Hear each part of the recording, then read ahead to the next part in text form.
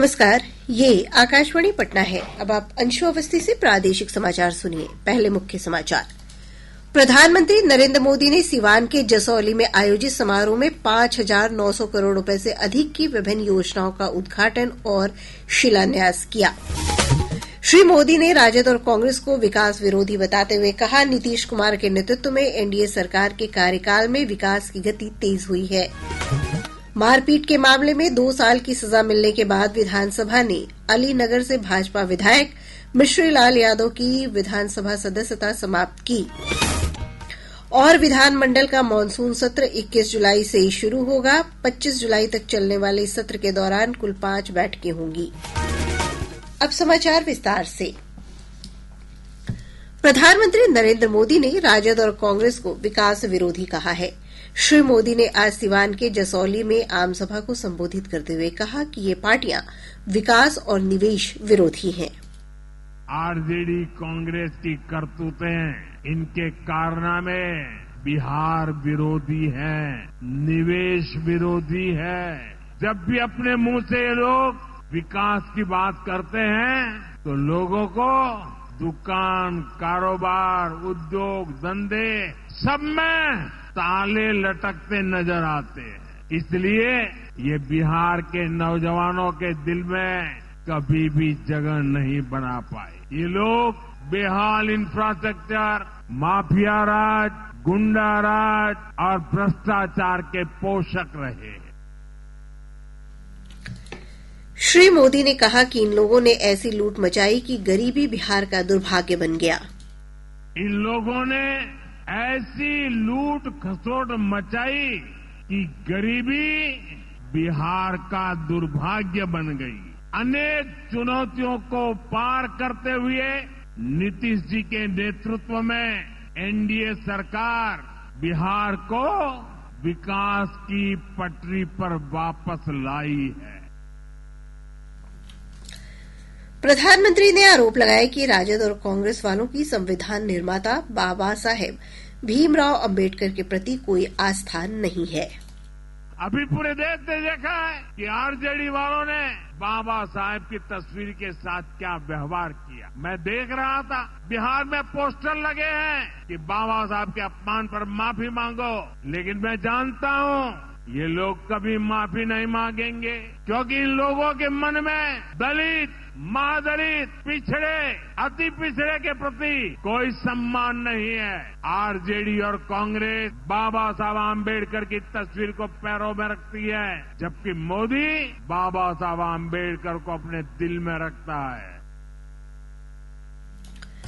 श्री मोदी ने कहा कि वे सबका साथ, सबका विकास की नीति के साथ काम कर रहे हैं, लेकिन कांग्रेस और राजद केवल परिवार के विकास के लिए काम कर रही है। साथियों, देश में सबको आगे बढ़ने के अवसर मिले, किसी के साथ भी भेदभाव न हो, ये हमारे संविधान की भावना है। हम भी इसी भाव से कहते हैं सबका साथ, सबका विकास। वो कहते हैं परिवार का साथ, परिवार का विकास। इनकी राजनीति का कुल जमा निचोड़ यही है, अपने अपने परिवारों के हित के लिए ये देश के बिहार के करोड़ों परिवारों का अहित करने से भी नहीं चूकते हैं। प्रधानमंत्री ने कहा कि बिहार के समग्र विकास के लिए किसी तरह की कमी नहीं होने दी जाएगी। और मैं बिहार वासियों को विश्वास देने आया हूं, हमने भले बहुत कुछ किया हो, करते रहे हैं, करते रहेंगे, लेकिन इतने से शांत होकर के चुप रहने वाला मोदी नहीं है।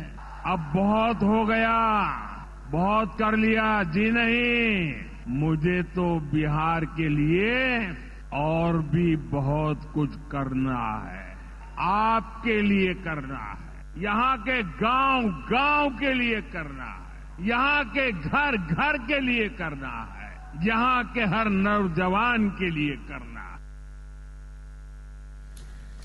श्री मोदी ने कहा कि देश की समृद्धि में बिहार बहुत बड़ी भूमिका निभाने वाला है। दुनिया के बड़े बड़े सारे नेता भारत की तेज प्रगति से बहुत प्रभावित है। वो भारत को दुनिया की तीसरी बड़ी आर्थिक महाशक्ति बनते देख रहे हैं और निश्चित तौर पर इसमें बिहार की बहुत बड़ी भूमिका होने वाली है। बिहार समृद्ध होगा और देश की समृद्धि में भी बड़ी भूमिका निभाएगा। प्रधानमंत्री ने राजद और कांग्रेस पर बिहार के लोगों के स्वाभिमान को ठेस पहुंचाने का आरोप लगाया। साथियों, बिहार के रहने वाले हर व्यक्ति के लिए सबसे बड़ी बात होती है उसका स्वाभिमान। मेरे बिहारी भाई बहन कठिन से कठिन परिस्थिति में काम करके दिखा देते हैं। वो कभी अपने स्वाभिमान से समझौता नहीं करते, लेकिन पंजे और लालटेन वालों ने मिलकर बिहार के स्वाभिमान को बहुत ठेस पहुंचाई। मुख्यमंत्री नीतीश कुमार ने जनसभा को संबोधित करते हुए कहा कि प्रधानमंत्री नरेंद्र मोदी के नेतृत्व में केंद्र की एनडीए सरकार के सहयोग से बिहार का तेजी से विकास हो रहा है। श्रद्धेय प्रधानमंत्री श्री नरेंद्र मोदी जी के नेतृत्व में अभी तत्काल उन्होंने कितना बढ़िया काम किया और सब लोगों को याद रखना चाहिए, बधाई देना चाहिए। आप देखिए, जब सरकार बनी 2014 में नया सरकार, जुलाई 2024 में के बजट में बिहार को विशेष आर्थिक सहायता के रूप में सड़क, उद्योग, स्वास्थ्य, पर्यटन, बाढ़ नियंत्रण के लिए बड़ी राशि देने की घोषणा इन्होंने कर दी है। इसके बाद फरवरी 2025 बजट में बिहार के मखाना बोर्ड, एयरपोर्ट की स्थापना, मछली कोसी नहर के लिए वित्तीय सहायता आदि की घोषणा की गई है। जनसभा को संबोधित करने से पहले प्रधानमंत्री श्री मोदी ने वीडियो कॉन्फ्रेंस के जरिए 5,900 करोड़ रुपए से अधिक की लागत वाली विभिन्न योजनाओं का उद्घाटन और शिलान्यास किया। एक रिपोर्ट। प्रधानमंत्री नरेंद्र मोदी ने शहरी विकास, जल उपचार, प्रधानमंत्री आवास योजना और रेलवे से संबंधित विभिन्न विकास परियोजनाओं का लोकार्पण और शिलान्यास किया। श्री मोदी ने शहरी विकास हेतु अमृत योजना के तहत 2,183 करोड़ रुपए की लागत से जलापूर्ति और सीवरेज परियोजनाओं का शिलान्यास किया। उन्होंने गंगा नदी के संरक्षण और पुनरुद्धार के लिए नमामि गंगे योजना के तहत 1,825 करोड़ रुपए से अधिक की परियोजनाओं का उद्घाटन और 800 करोड़ रुपए से अधिक की परियोजनाओं का शिलान्यास किया। प्रधानमंत्री ने प्रति घंटे 500 मेगावाट क्षमता की बैटरी ऊर्जा भंडारण प्रणाली की आधारशिला रखी। यह प्रणाली मुजफ्फरपुर, मोतिहारी, बेतिया और सीवान सहित राज्य के 15 ग्रिड सब स्टेशन में स्थापित की जाएगी। श्री मोदी ने प्रधानमंत्री आवास योजना शहरी के 53,600 से अधिक लाभार्थियों को योजना की पहली किस्त की राशि जारी की। उन्होंने इस योजना के तहत पूरे हो चुके 6,600 से अधिक मकानों के गृह प्रवेश आयोजन के तहत कुछ लाभार्थियों को आवास की चाबी भी सौंपी। श्री मोदी ने बुनियादी ढांचा विकास के लिए बिहार और उत्तर प्रदेश को जोड़ने वाली नई वैशाली देवरिया रेल लाइन परियोजना का उद्घाटन किया। इस पर 400 करोड़ रुपए से अधिक की लागत आई है। उन्होंने उत्तरी बिहार से उत्तर प्रदेश के पूर्वांचल तक बेहतर रेल संपर्क के लिए मुजफ्फरपुर और बेतिया होते हुए पाटलिपुत्र और गोरखपुर के बीच वंदे भारत एक्सप्रेस को भी रवाना किया।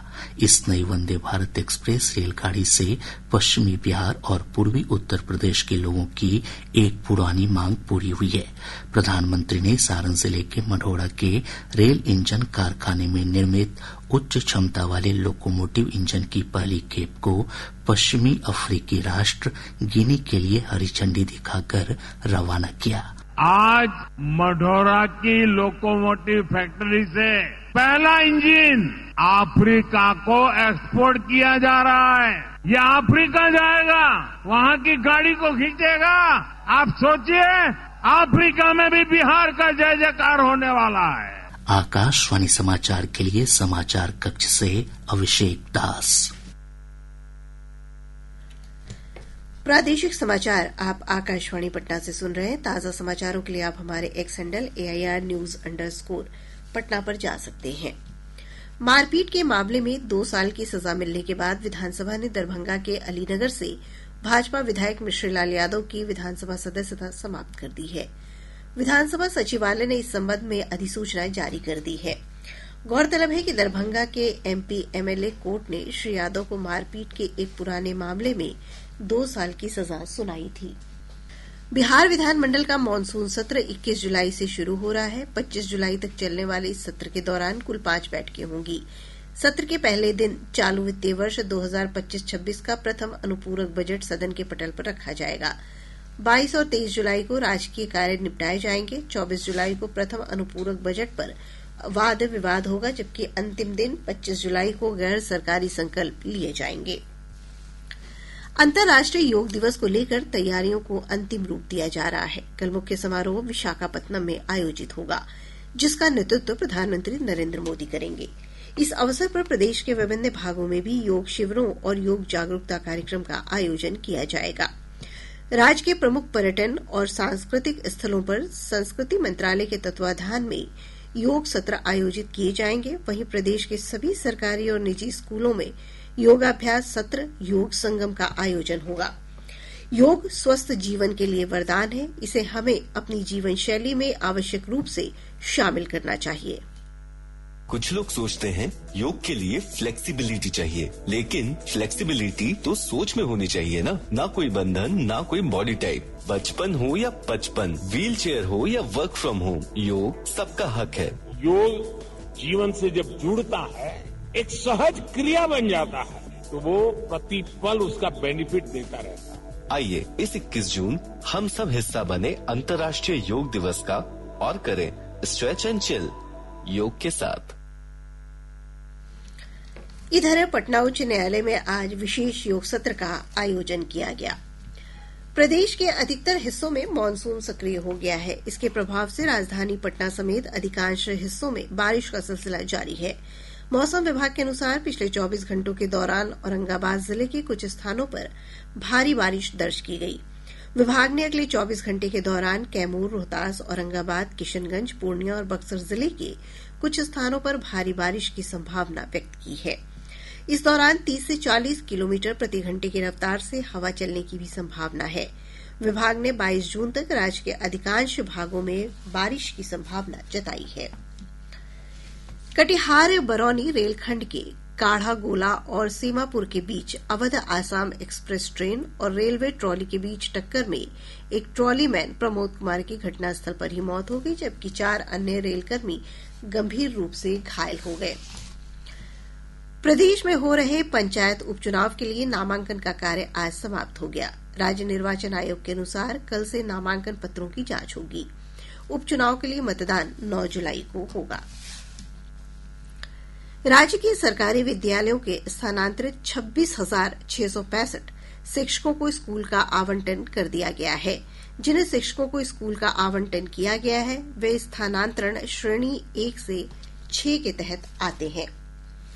और अब अंत में मुख्य समाचार एक बार फिर। प्रधानमंत्री नरेंद्र मोदी ने सीवान के जसौली में आयोजित समारोह में 5,900 करोड़ रुपए से अधिक की विभिन्न योजनाओं का उद्घाटन और शिलान्यास किया। श्री मोदी ने राजद और कांग्रेस को विकास विरोधी बताते हुए कहा, नीतीश कुमार के नेतृत्व में एनडीए सरकार के कार्यकाल में विकास की गति तेज हुई है।